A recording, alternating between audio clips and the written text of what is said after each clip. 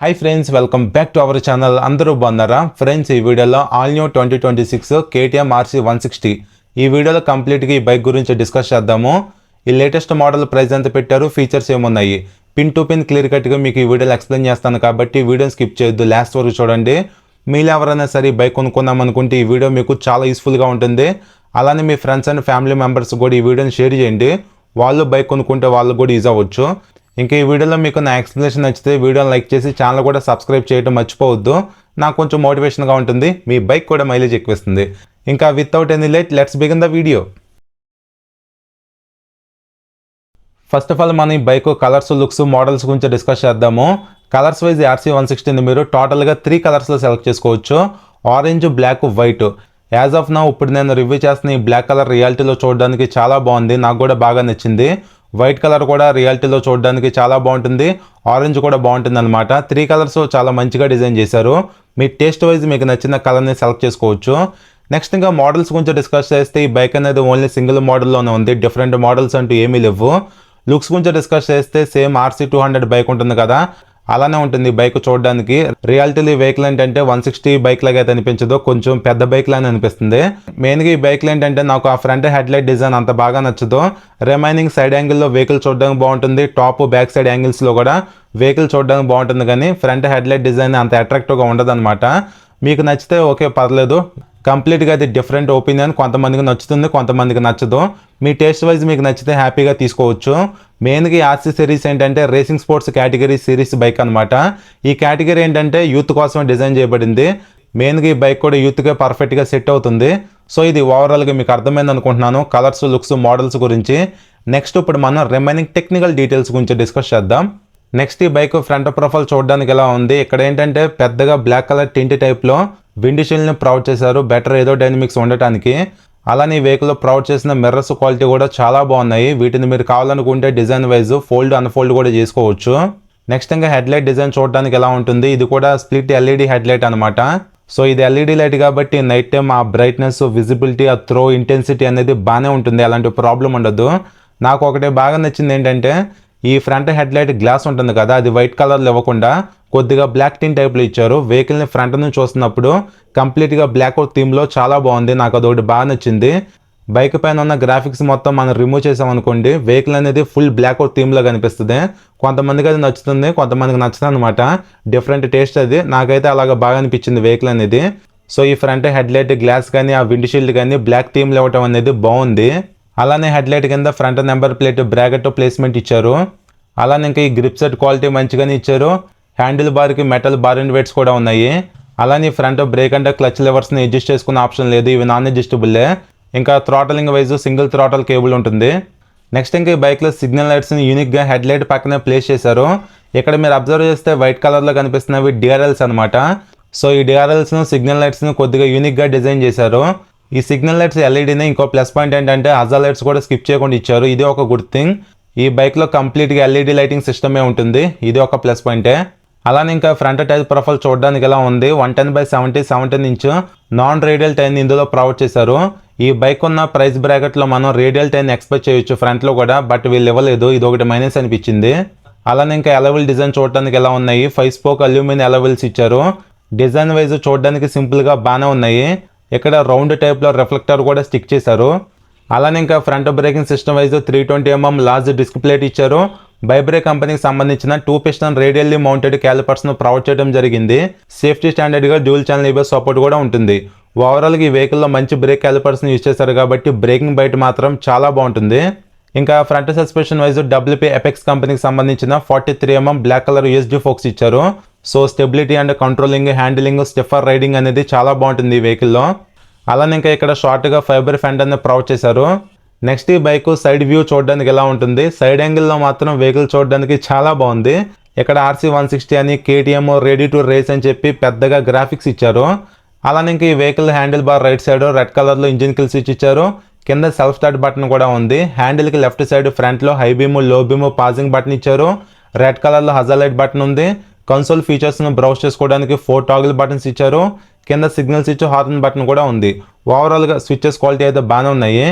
ఇంకా ఈ bike key design చూడటానికి ఎలా ఉంది, ఇది లేజర్ కట్ కీ అనమాట. కీ క్వాలిటీ కూడా బాగానే ఉంది. కీ ప్లేస్మెంట్ అనేది హ్యాండిల్ బార్ దగ్గర ఇచ్చారు. ఈ వెహికల్ ఏంటంటే క్లిప్ ఆన్ హ్యాండిల్ బార్ ఉంటుంది, కంప్లీట్గా లీన్ యాంగిల్ అయితే ఉంటుంది. సో మీకు కంఫర్టబుల్ సిట్టింగ్ అయితే ఏమి ఉండదు, ఎందుకంటే ఇది కంప్లీట్గా రేసింగ్ స్పోర్ట్స్ కేటగిరీ వెహికల్ కాబట్టి మీకు ఈ వెహికల్లో లీన్ యాంగిల్ అనేది చాలా ఎక్కువ ఉంటుంది అనమాట.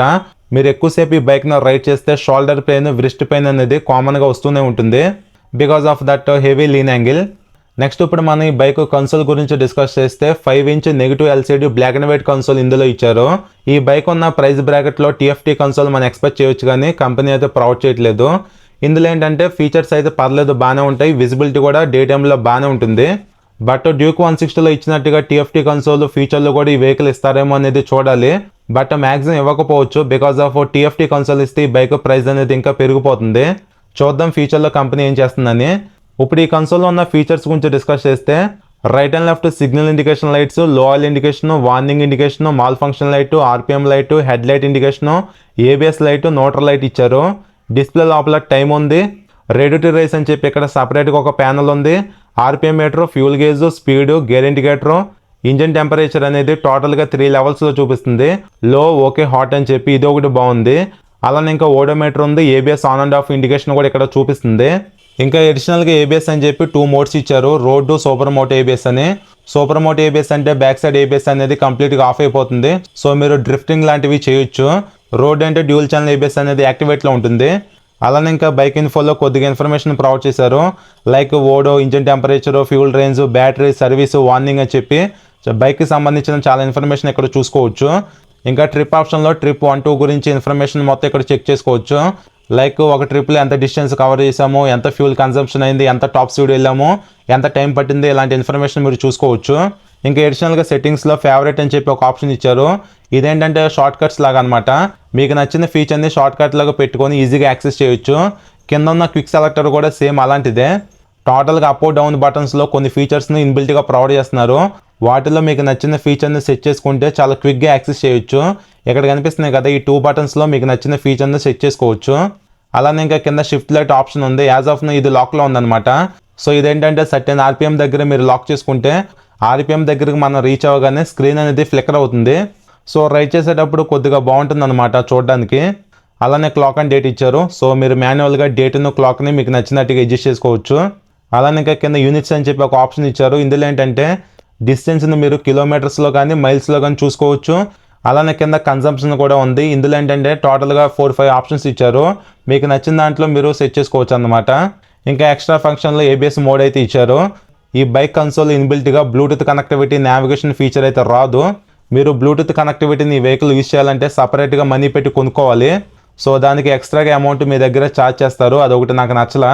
ఎందుకంటే ఈ బైక్ ఉన్న ప్రైస్ బ్రాకెట్లో ఇన్బిల్ట్గా మనం బ్లూటూత్ కనెక్టివిటీ ఆప్షన్ని ఎక్స్పెక్ట్ చేయొచ్చు, బట్ కంపెనీ అయితే ప్రొవైడ్ చేయట్లా.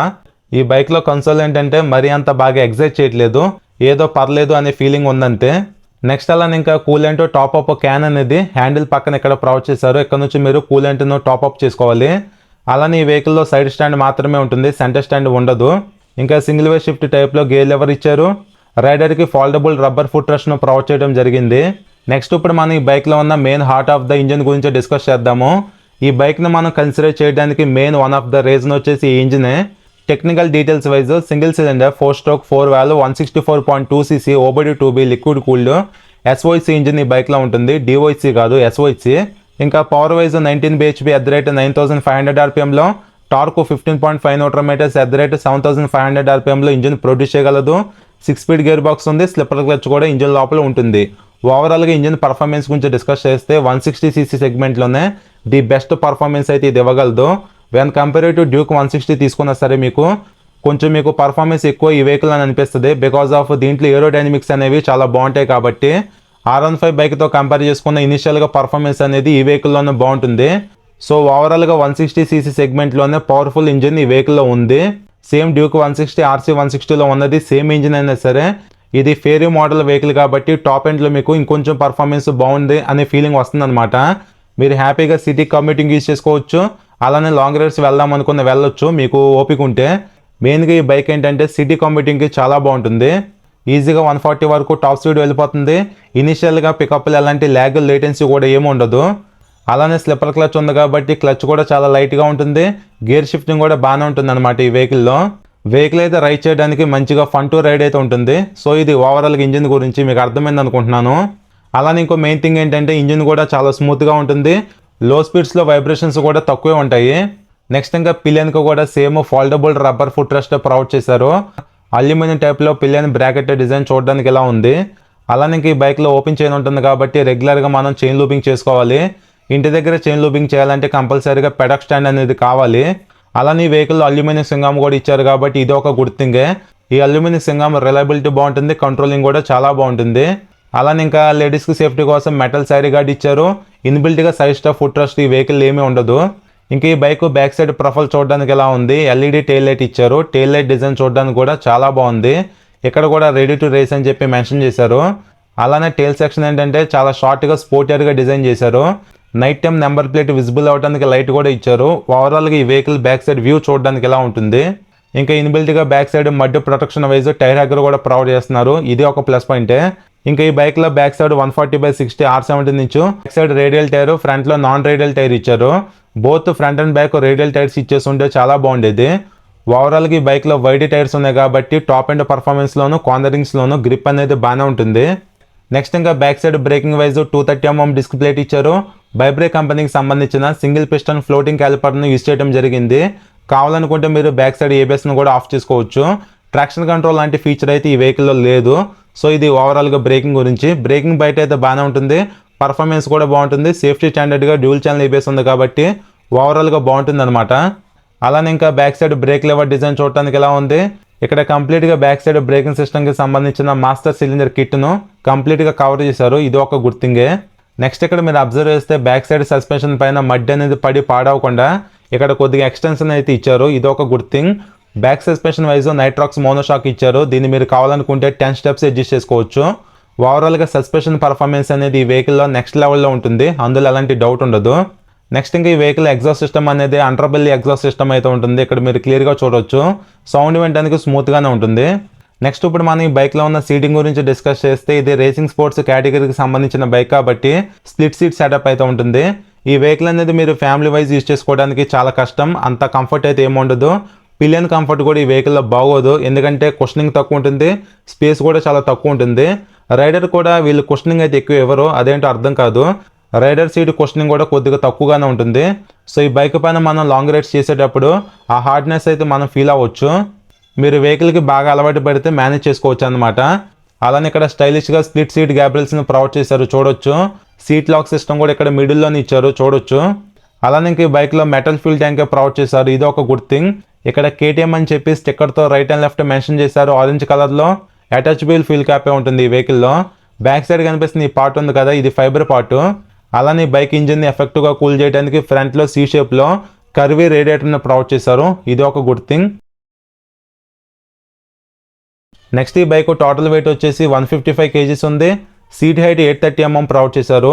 షార్ట్ రైడర్స్ కొద్దిగా కష్టం అనమాట హ్యాండిల్ చేయటం. సో మీరు షోరూమ్కి వెళ్ళి ప్రాపర్గా హైట్ చెక్ చేసుకోండి ఈ వెహికల్ని బై చేసే ముందు. నేను 5'10" హైట్ ఉంటాను, వెహికల్ మీద నేను కూర్చున్నప్పుడు నాకైతే బాగానే అనిపించింది. అలానే ఈ వెహికల్లో గ్రౌండ్ క్లియరెన్స్ కూడా 168 mm ప్రొవైడ్ చేశారు, which is very good thing. అలానే ఫ్యూల్ ట్యాంక్ కెపాసిటీ కూడా 13.7 లీటర్స్ ఉంది. 15 లీటర్స్ ఇచ్చేసి ఉంటే బాగుండేది. ఇంకా మైలేజ్ గురించి డిస్కస్ చేస్తే 40 కిలోమీటర్స్ మైలేజ్ని ఎక్స్పెక్ట్ చేయొచ్చు ఈ వెహికల్ నుంచి. అలానే ఈ బైక్లో యూజ్ చేసిన చాసిస్ వచ్చేసి స్ప్లిట్ స్టీల్ ట్రెలిస్ ఫ్రేమ్ అనమాట. One of the best chassis, ఇది చాలా బాగుంటుంది. ఇంకా ఈ బైక్లో మిస్ అవుతున్న ఇంకో ఫీచర్ వచ్చేసి ఛార్జింగ్ సాకెట్ అయితే లేదు, దాన్ని కూడా స్కిప్ చేసేసారు. ఈ బైక్ ఉన్న ప్రైస్ బ్రాకెట్లో ఛార్జింగ్ సాకెట్ కూడా మనం ఎక్స్పెక్ట్ చేయొచ్చు.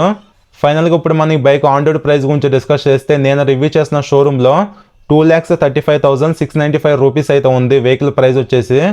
సో మీరు ఇంకా ఫైనాన్స్ డీటెయిల్స్ కోసం బైక్ పైన ఉన్న ఆఫర్స్ కోసం తెలుసుకోవడానికి స్టార్టింగ్లో షోరూమ్ నెంబర్ ఇచ్చాను కదా, కాల్ చేయండి, క్లియర్ కట్గా మీకు చెప్పేస్తారు. ఇంకా కేటీఎం షోరూమ్స్ ఎక్కువ ఉంటాయి కాబట్టి ఈజీగా సర్వీస్ రీచ్ అయితే బాగానే ఉంటుంది. ఇది 160cc సెగ్మెంట్ బైక్ కాబట్టి మెయింటెనెన్స్ కూడా మేనేజబుల్గానే ఉంటుంది. సో ఇది ఫ్రెండ్స్ ఓవరాల్గా ఈ 2026 కేటీఎం RC 160 బైక్ గురించి. సో ఓవరాల్గా మీరు 160cc సెగ్మెంట్లోనే కొద్దిగా పవర్ఫుల్ వెహికల్ తీసుకుందాం అనుకుంటే ఈ RC 160ని మీరు కన్సిడర్ చేయొచ్చు. వెహికల్ ఫిట్ అండ్ ఫినిష్ అయితే చాలా బాగుంది. అలానే ఈ బైక్లో మెయిన్గా ఇంజిన్ పర్ఫార్మెన్స్ అనేది చాలా బాగుంటుంది. ఇంకా అడిషనల్గా బ్రేకింగ్ పర్ఫార్మెన్స్ కానీ సస్పెన్షన్ పర్ఫార్మెన్స్ కూడా చాలా బాగుంటుంది అనమాట. షోరూమ్కి వెళ్ళండి, బైక్ను రియాలిటీలో చూడండి, కుదిరితే టెస్ట్ రైడ్ చేయండి. అప్పుడు మీకు నచ్చితే హ్యాపీగా తీసేసుకోవచ్చు.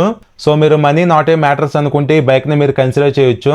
బట్ 160cc 2,35,000 ప్రైస్ అంటే కొంచెం ఎక్కువే.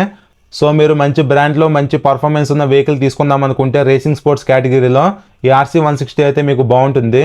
సో ఇది ఫ్రెండ్స్ మీకు అర్థమైంది అనుకుంటున్నాను. ఇంకా మీకు ఏమైనా డౌట్స్ ఉంటే కింద కామెంట్ చేయండి, మీకు రిప్లై ఇస్తా. అలానే ఈ వీడియో మీకు నచ్చితే లైక్ చేసి మన ఛానల్ ఫస్ట్ టైం చూస్తే సబ్స్క్రైబ్ చేయండి, నాకు కొంచెం మోటివేషన్గా ఉంటుంది.